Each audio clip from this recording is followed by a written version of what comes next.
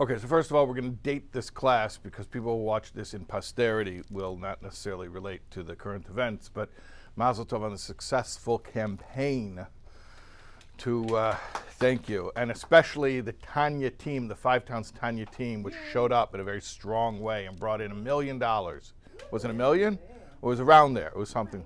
It was close to $1 million. The point is, you accomplished your goal. And we all know that it's about it's about creating a dwelling place for Hashem in this world, and that's what you did. Okay. So, and if you're watching this online, you could still give at charity.com, charity with a D.com/RST. I left it open. You know why? Because my birthday is Wednesday night, Thursday day, and I figure people might give for my birthday. So if they didn't give for the campaign, or maybe even if they did already give to the campaign, they could give again. So I added an option. You remember that there had like options like $500 for a brick and $1,000 for a pillar. I put 50 for 50 because it's my 50th birthday. So I put $50. Person give $50. I should have put 50,000, but I put 50. Okay. All right. Now we are on chapter 7 of Shaar, HaYichud, VeHaEmunah. So here's the deal. This is a long chapter. Until now, we were able to do a chapter every week, which was helpful as far as just keeping things self-contained, where we didn't have to review a whole lot in order to get back with the flow every week. I'm not going to be able to do that with chapter 7. I calculated once many years ago that chapter 7 is 25% of the overall length of the entire Shaar, HaYichud, VeHaEmunah. Shaar, HaYichud, VeHaEmunah is an introduction plus 12 chapters, and chapter 7 is like 25% of the words. So it's a very long chapter. It's probably going to take a few weeks. We're going to have to break it up. But let's just review where we're coming from. Okay, so very, very quickly. Chanayich Lenar al pi darka is how we started the introduction. Basically, he says that ultimately the way to love and awe of Hashem is to think about Hashem, and the most basic concept to think about Hashem is about His oneness. So we're going to learn about His oneness, so you have what to think about so that you can cultivate love and awe of Hashem. Great. Chapter 1, we introduced that verse, you should know today and place it upon your heart that in the heavens above and in the earth below, Hashem is Elohim, there is none else. We didn't explain what that means. We didn't answer that until chapter 6. But what we started to explain was that Hashem's speech, that He spoke the world into being, is still invested in the created beings at all times. And that creative energy is described as the 22 building blocks, the letters of Aleph base. That was chapter 1. Chapter 2, we said the ongoing existence of creation is more miraculous even than the splitting of the sea. We explained the mechanics, and we contrasted the mechanics of the splitting of the sea with the ongoing existence of creation, where Hashem is bringing somethingness into being out of absolute nothingness at every single second. And were He to retract the creative power, then everything would revert to its default state of non-existence. That was chapter 2. Chapter 3, we said that therefore really we can say that the world is like the sun rays within the sun. Doesn't really have an independent existence, except for the fact that when the sun rays shine away from the sun, it takes on the appearance of having an identity, but really it doesn't if you trace it to its source. Of course, then we ended with chapter 3 with a cliffhanger question of, well, in the metaphor, the sun rays go away from the sun. They travel away from the sun. That's how they create the phenomenon of sun rays. But in the concept, what we're describing, there is no concept of going away from Hashem. Hashem is always there, everywhere. So how do we explain that? So chapter 4, we introduced the concept of tzimtzum, that's the restraining power of Hashem, that He creates this phenomenon which is akin to the sun rays shining away from the sun, so that created beings can have their own semblance of existence, although in truth there is no independent, separate existence. In chapter 5, we explain with a bunch of Kabbalistic concepts that this tzimtzum is a real thing. It's not just the lack of creativity. It is another form of creativity, and creation is real. chapter 6 last week, we finally explained, and now we understand what does it mean.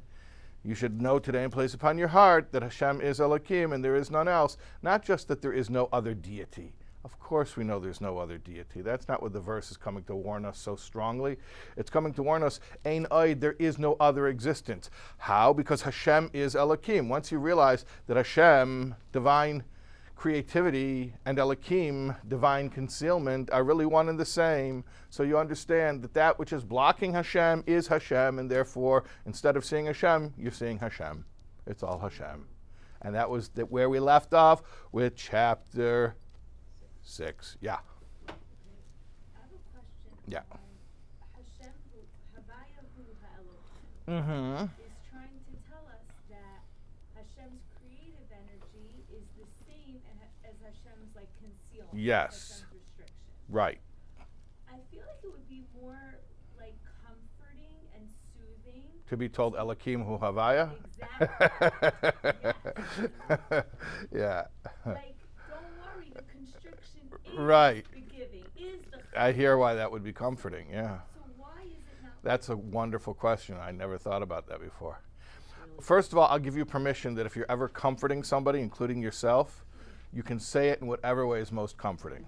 I understand, but I want to know why it's not like. It's a great question. Yeah, why do we say Hashem Hu Elokim? Why not say Elokim, this concealment? Don't worry. Exactly. Hu Hashem.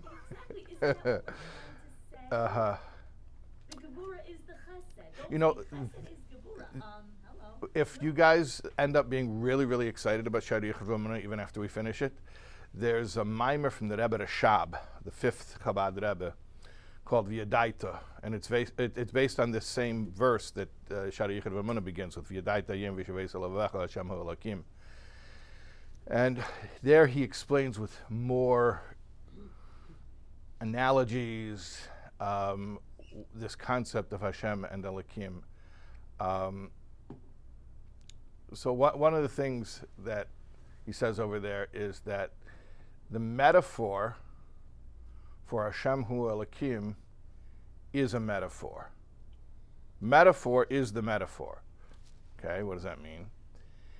Metaphor is an interesting device because seemingly it's changing the subject. It's not talking about what you really want to talk about. It's talking about some symbol. But you employ metaphor when to speak about the real subject at hand would only alienate your audience. So you set it aside, you go to something that's more accessible, you'll allow them to understand that, and then you come back to the thing that you really meant. So, is metaphor concealment or revelation? That's why, by the way, certain types of rigid thinkers don't do well with metaphors because they can't come back to the real point. They get like very caught up in like, oh, and how many horses were there on the street? No, there was no horses. Well, you said there were horses. Why do you say there were horses? It's a metaphor. Okay. So does metaphor conceal or reveal? So I think it's like this. That Hashem, meaning revelation,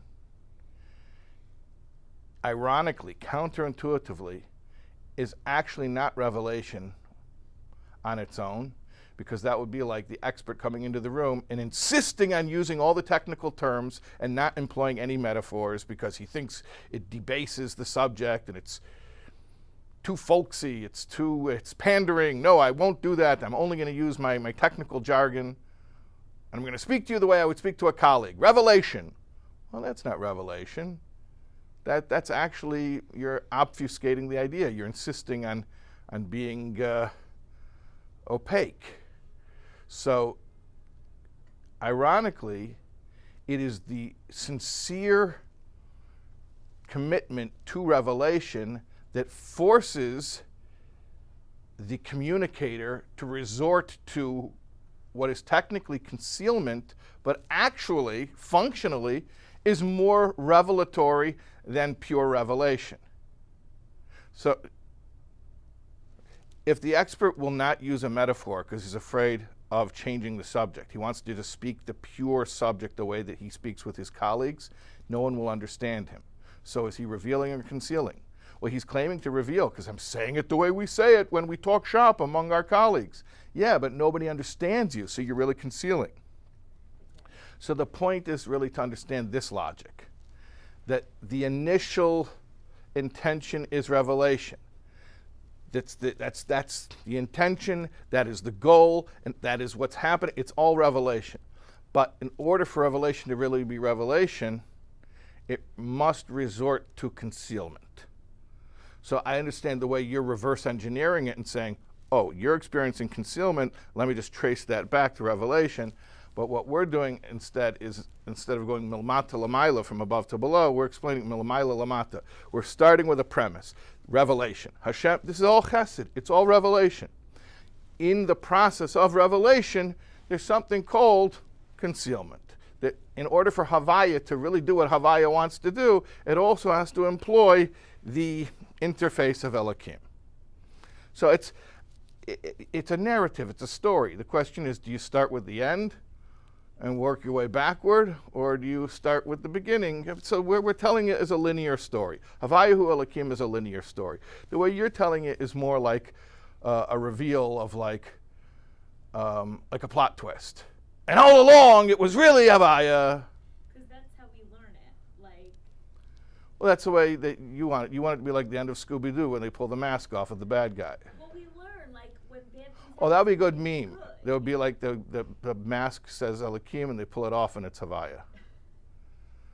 And there'd be like 3 other Gen X people would laugh at that and gain from that. Yeah? I have another question which I've been milling in my mind for weeks. For weeks? For weeks. Oh my gosh. So, That's very like intense. You've had weeks to weeks. Okay. to marinate. Okay. Darkness Darkness. creates the lamp. You said that, correct? Okay. Can the rabbi please explain that, because I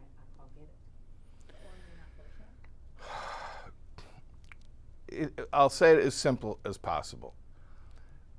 Unbridled revelation doesn't actually create a revelation experience for the recipient. It's like, you're thirsty? Great, here's a water hose. Psh, like, no, that's not how you drink. Like, you wanted water, I gave you water. You want light? Here, you shine a flashlight on somebody, like the cops do. So if you overwhelm the recipient, then you don't achieve the goal of revelation. So is that why it's Hashem creates light? Is that, or am I Okay. mixing it up? Okay. Forms darkness. Oh, you're talking about Yitzhak VeHaEmunah. Darkness Yeah. precedes the light. VeHaEmunah, VeHaEmunah. Yeah. I have a different question. Hmm? I have a different question. Yeah.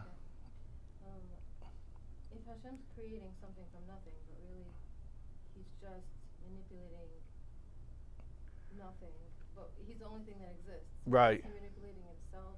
Is he Yes. taking part of himself and transforming it? Yes. So it's not something from nothing, it's something from Hashem. Right. Nothing is not an entity separate from Hashem. He's working within Part of himself. that he's transforming and It's he's all transforming. internal. It's all happening within Hashem. It's all Hashem. When we say nothing, we don't really mean nothing. There's the yesh hanivra and the yesh ha'amiti. Yesh, something, is a relative term, and so is ayin. When we say it's yesh ma'ayin, creation is something from nothing, it's not really ayin. That ayin, what we're calling nothing, is actually the yesh ha'amiti, the real something. But relative to us, we call it ayin because we have no instruments for observing it. So to us, we call it ayin. But in truth, it's the real existence. Okay, this is the longest chapter, Shaar yichuda VeHaEmunah. Let's try to do some of it. Perek Zayin, chapter 7. Uvezeh yuven mashakasus v'zeh kadosh the pasuk Shema Yisrael hu yichuda ilaah v'orach shem kived Malchus ilaylam v'od hu yichuda tataah. Now we can understand what the Zayar says about the 2 verses Shema Yisrael and Baruch Shem, that they correspond to 2 levels of unity, yichuda ilaah and yichuda tataah. That's Aramaic talk from the Zayar. Yichuda ilaah, that's yichud ho'elyon, higher unity. Yichuda tataah, yichud tachtoin, lower unity. So what's higher unity and lower unity? We're going to speak about that. We're going to learn about that. These are two perspectives on oneness. Two perspectives on oneness. Now, I could sum it up, and I don't think it'll be a terrible spoiler because it's such a deep concept that I probably could say it 100 times and it wouldn't become easy. So I think I'm just going to say it. I'm going to ruin the suspense and just say it up front. Okay. Yichuda ilaah means that there's nothing other than Hashem. There's a world? No, there's not. There's not a world. There's nothing. There's only Hashem. That's yichuda ilaah. Yichuda tataah, the higher unity. Yichuda tataah, the lower unity means, of course there's a world. But do you understand the nature of that world's existence? It is completely and constantly dependent upon Hashem. So does it have its own existence? No. So in that sense, it is batal, it is surrendered to Hashem's existence, and by extension, there is only one existence, Hashem.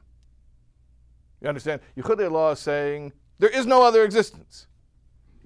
Only Hashem. Yichuda tataah is saying, there is another existence, but it's not really independent existence, it's just an extension of Hashem's existence. So we come right back to there only being Hashem. They both end up with there's only Hashem, but one just says there's only Hashem. The other one says there is a world, but study the nature of that world's existence.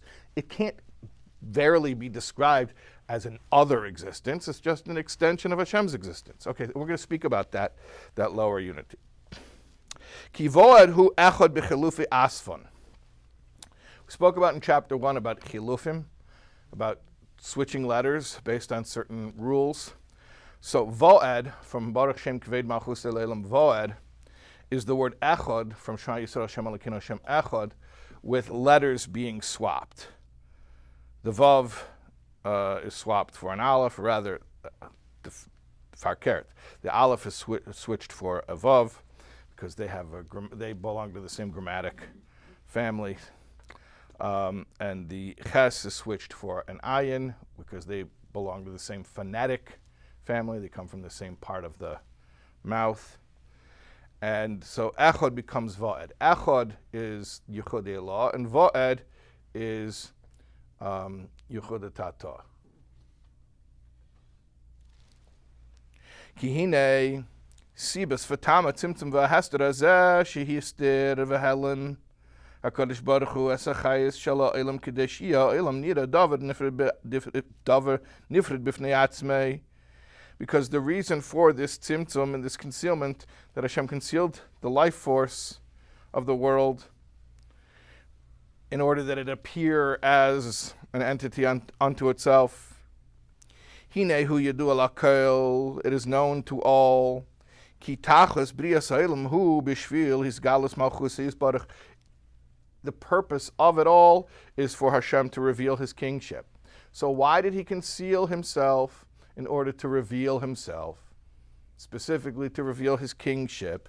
Now this word kingship or Malchus is going to become an important concept. De'ein melech b'lei am. There is no king without a nation. There's no king without a nation. Right? Every psych ward has a guy who claims he's Napoleon. But if he gives orders, who's marching? So there is no king without a nation. Shehem dvarim nifradim v'zarim rechekim memailas hamelech, and that means they are categorically lower than the king. I know our American Western democratic sensibilities are offended by the idea that an autocrat might be categorically a greater person than his subjects, but this is the cultural context that I'm not here to convince you to be okay with the metaphor. Just giving you the trigger warning, and that's my part. Okay. Because even if this king were to have many, many children, you know, like these kings in Saudi Arabia, like Osama bin Laden had like 1,000 brothers, right? Something like that. I don't think that was so unique. I remember hearing about it. All right, so even if a king were to have many, many children, leishayich shem mlucha aleim, you can't call that a kingship. You can't call that a mlucha. Call that a big family, but you can't call that a mlucha, because kingship has to be where there is a difference between the king and his, not just a difference, there's a separation between the king and his subjects. V'chein afilu al sadam levadam. Also, it wouldn't work if it were just servants, because the servants are too much of an extension of the king. It wouldn't work if they're only children, because they're too close to the king. It wouldn't work if they're only servants, because they're also, in a different way, too close to the king. It's almost like an extension of himself. It's almost like building an army of robots and then claiming that you have followers. But they didn't choose to follow you. They're just robots. It's just an extension of yourself. You're just following yourself.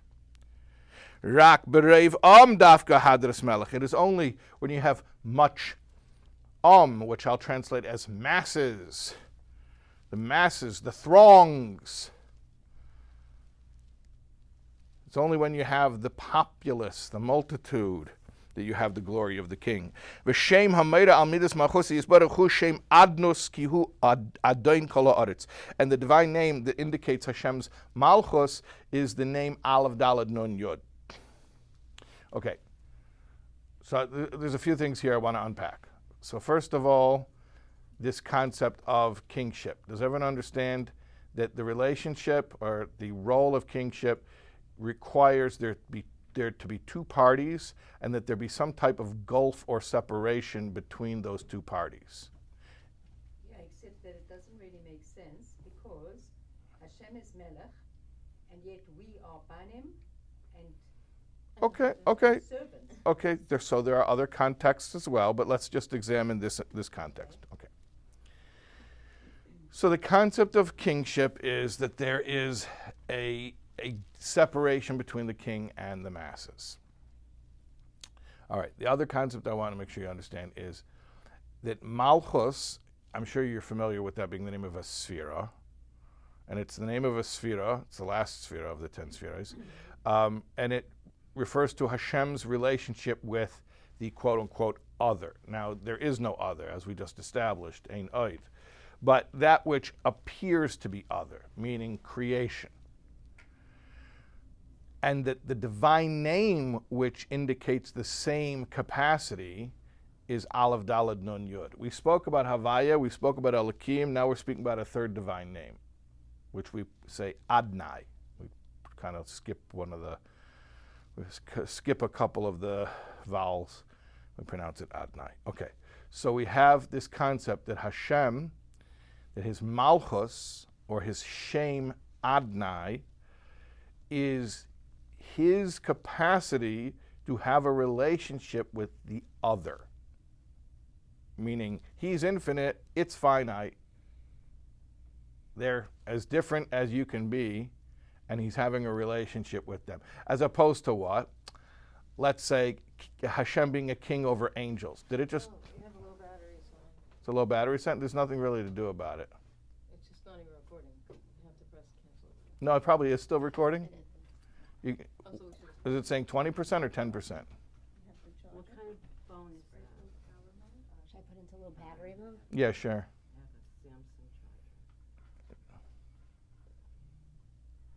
It's recording. Still recording, right?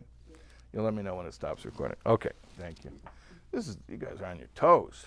Okay. So we have this concept of Malchus or Adnus, which is Hashem having a relationship with that which is totally different than him. If Hashem were to be a quote-unquote melech over the angels, it wouldn't work. It has to be over that which is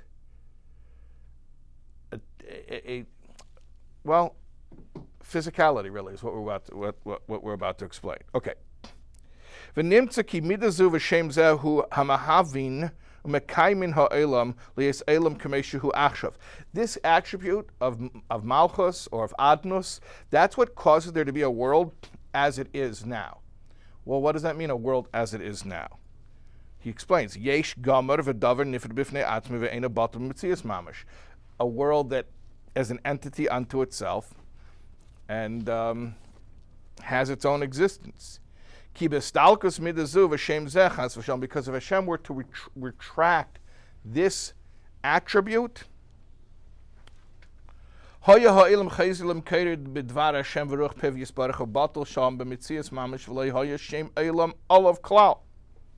The world would retract back into its source, kind of like in chapter 20 and 21 of Likutei Amarim Chelik Aleph, where he talks about the world is like speech, but then there's a speech before it becomes speech, while it's still a thought, while it's still subsumed within the thinker. So you wouldn't have a world as we have it now. It wouldn't take on this appearance of separation. It would be like the speech as it's included in the thought before it was spoken. Now, when we speak about olam, world, which is the word, olam is the word helam, concealment. When we speak about creation, what we're really talking about is makim and zman, space and time.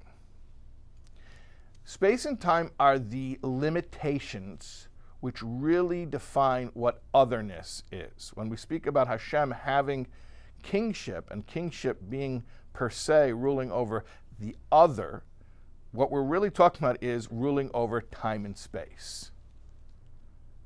Time and space. That's what makes creation creation, is that it is defined by time and space. Now, obviously, Hashem is not defined by time or space. Okay. Bechinas makim hu mizrach u'mayrav tzafin darim mailu mata. What is space? East and west and north and south and up and down. Bechinas man. What is time? Avra ha'eva va'asid. Past, present, and future. Past, present, and future walked into a bar. It was tense. V'hine.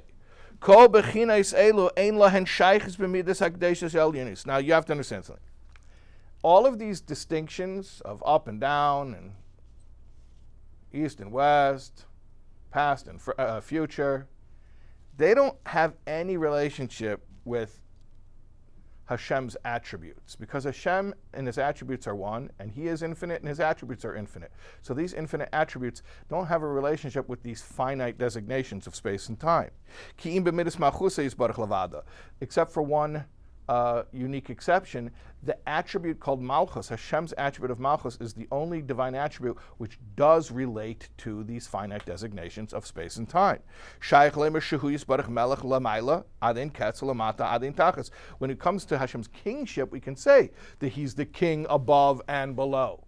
You don't say that about his other attributes, his chachma, his chesed. He's wise above and below. He's kind above and below. You don't say that. No. Malchus, kingship, because the whole definition of kingship is a relationship with an other, so therefore you can give context for his kingship in relationship with those designations of finite limitation. So we can say he's a king above and below. V'chein ladalat sitrin, and in all four directions he rules. V'chein b'chinas zman, also you can use the time words. Hashem melech, Hashem rules, present tense. Hashem molech, Hashem ruled, past tense. Hashem yimlech, Hashem will rule, future tense, because Malchus lends itself to these descriptions. Why? Because again, we said a king is one who relates to that lower category. He relates to the masses, as opposed to what? I don't know, some intellectual who sits in his laboratory with his chalkboards and he never speaks to people that are not his colleagues. So he's totally off in his own world. But a melech is an administrator. As royal as he is, there's a certain, hisnasus we call it, but at the same time, he's an administrator. He's managerial. He's dealing with the people. Or at least through his delegates, he's dealing with the people. So Hashem's kingship is Hashem as he relates to that which is on a lower category than him, which means only when it comes to Hashem's kingship can we say anything about Hashem that has any relationship to time and space. V'nimtza, so it comes out. Shechayas hamakim v'chein chayas azman, the life force of time and space, and that which makes them exist, something from nothing, and that which makes them exist as long as they exist. Time and space are a manifestation of Hashem's Malchus and his name Aleph Daled Nun Yud. So what are we explaining here? We're explaining that really time and space are manifestations of the midah of Malchus, or the Shem Adonai. Follow this. Since Hashem's attribute of Malchus is one with his essence, Yisbarach b'tachos yichuda in the ultimate sense of oneness, Kameshi Yisbar, as we will explain. Hilkoch therefore gam bechinas hamakim v'hazman betin b'mitzias mamish l'gabe muhusei v'atzmus Yisbarach b'kibitul eresh emesh bashemesh. Therefore time and space are also completely nullified to Hashem, like the light of the sun within the sun. Did you follow that? It was a bombshell. That time and space are a product of his Malchus. His Malchus is utterly one with him because it's one of his attributes, and he and his attributes are one. And since time and space are a product of his Malchus, and his Malchus is one with him, so then by extension, time and space are one with him. So time and space exist? Yes, but not on their own. They're completely ontologically dependent on his existence. This is yichuda tataah. Okay, well, let's we're in the middle of something. This is the intertwining of Aleph Daled Nun Yud and Yud Kei Vav Kei. You ever seen like the Svardish Sidurim when they have that? Yeah, they like that. Sometimes they'll put up like, you ever like, It's in every. yeah, it's or they'll put it up as like a poster in the restaurant. You know, like you're in a good shawarma shop when they have the Shil of Adonai and Havaya on the wall. But what's the idea there? Because it looks pretty, it's cool, it's calligraphy. Aleph Daled Nun Yud, we said, is Hashem's name of Malchus or Adnos, which means how he has a relationship with the limitations of time-space. Yud Kei Vav Kei is HaYichud, how he transcends those designations. The essence of God, which has no relationship with limitations of time-space. So did Malchus as an attribute exist before creation? Yeah, because it's part of Hashem. So it's a capacity to have a relationship with creation, because there was no creation. But the point is like this. Just like we were saying before, Havaya hu Elokim, we're saying now Havaya and Adonai are one. And the Shilov, the intertwining of, and by the way, you ever notice that there's two ways of writing it? Sometimes the Adonai is intertwined in the Havaya, and sometimes the Havaya is intertwined in the Adonai. It depends which one is revealed. That's kind of like what you were saying at the beginning of class, like which one is the starting point. So if the starting point is, of course there's time and space. I look around, I see time and space. But look a little deeper, it's really Havaya. So that's Havaya being Meshulav intertwined within Adonai. But then there's the opposite way, which is, of course there's only Hashem. Hashem is the only true existence. But he made a creation. Yeah, you're right, he did. Okay, so then that's the opposite. That's Havaya is primary, and Adonai is Meshulav, is intertwined within that, yeah. Yeah, when we say Hashem, usually we're referring, when we're saying Hashem and we're being super technical, we mean Yud Kei Vav Kei, yeah. Okay. And the other thing I wanted to ask is Adonai. Yeah. And what was the other word? Malchus? Malchus. Yeah. Is that? We're using them as synonyms, yeah. Malchus is the name of the attribute, Adnos is the Shem, is the divine name, yeah.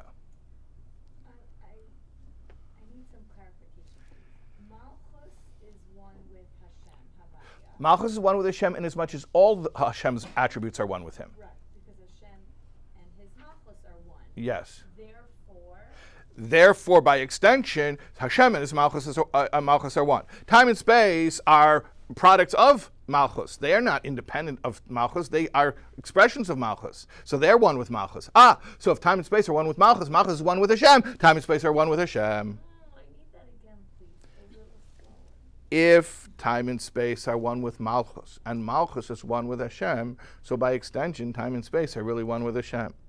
So although there's a world of limitations, if you trace it back, it's really one with Hashem, and that's yichuda tataah. Because the limitations are only from our subjective our perspective. Yeah.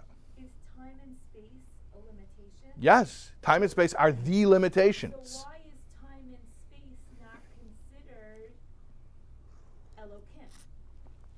Okay, excellent question. Some people teach this chapter and explain that Adnos is synonymous with Elokim, and that functionally there's different ways of explaining this chapter, but one of the simpler ways is saying that the Alter Rebbe is not teaching us a new level. He's just giving us new terms for what he already taught us regarding Elokim. That Adnos is Tzimtzum, just like Elokim is Tzimtzum, and it's all the same concept that we've already learned. And is that also vessels? Like time, Vessels, space, yeah, or call it does vessels, one sure. connect? Sure, So, call it vessels. there's one more point. What makes this the upper? No, this is the lower. Yeah, that. What is that? The lower unity means there is a creation, but we have to understand the nature of its existence, that ultimately it can be traced back to the true existence. Yichuda ilaah, the higher unity, is no, there is only one existence and that's it. You know, yichuda tataah explains that the lower, that created beings are ultimately one with Hashem. Yichuda ilaah doesn't even concern itself with lower beings. So then there's nothing. There's just Hashem. There's just Hashem, right? That's yichuda ilaah. Let's finish up to. I want to get to a stopping point of where the Chita stops, because that's where the Frierdiker Rebbe said to there's like a little break. So why did you say that we put the names together? Shem Hashem and Because the Shem Hashem and the Shem Adnos are one thing, and it's just a question of which one is taking the lead. Just which one is primary. Okay, so you have the Shilov of Adnos within Havaya. Ki Shem Havaya Meira Shehu L'mayla Min Hazman. Havaya means Hashem is above time. Shu Haya Hayva V'Iyah Berega Echad. He was, is, and will be at one and the same time. He's not confined. Also, regarding space,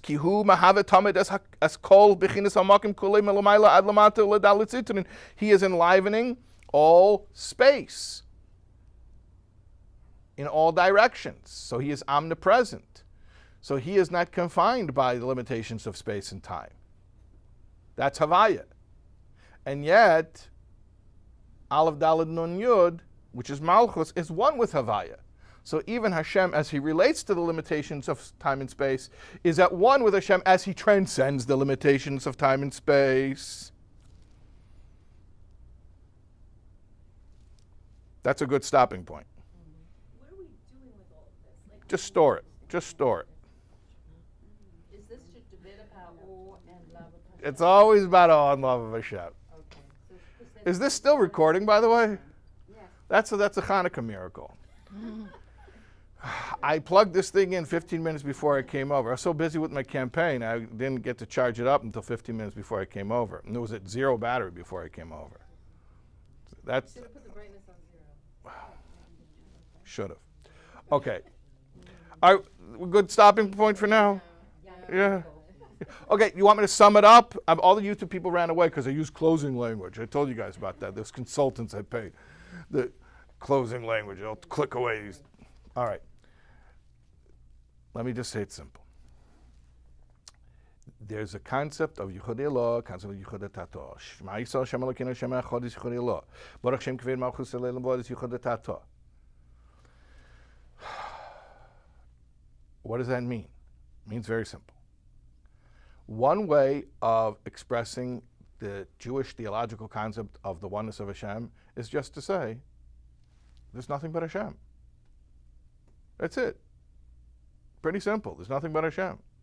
Oh, what about the table? No. What table? There's only Hashem. And when you put yourself in that space, which is very hard to put yourself in that space because our whole experience is within finite creation. But if you meditate yourself to that place, and there's nothing but Hashem. There's not even you. So you can't even really think about yichuda ilaah and be conscious of the fact that you're thinking about it, or it'll interrupt your thinking about yichuda ilaah. Okay, so that's yichuda ilaah. Yichuda tataah is much more attainable intellectually. It's just a logical statement of, yeah, sure, of course there's created reality as we see it. But be intelligent for a second. You think it subsists on its own? You think in any way it is ontologically independent? Understand that it is an extension of Hashem.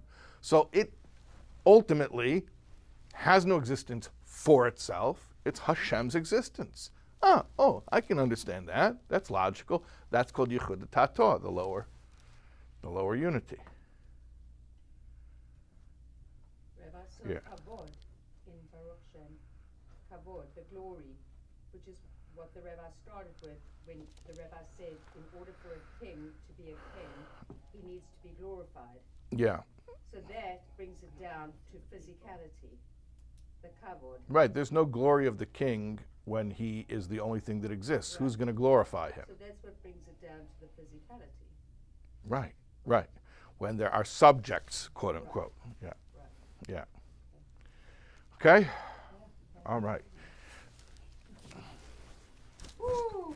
You made it. Yeah, okay. Shake it off. Shake it off. It's okay.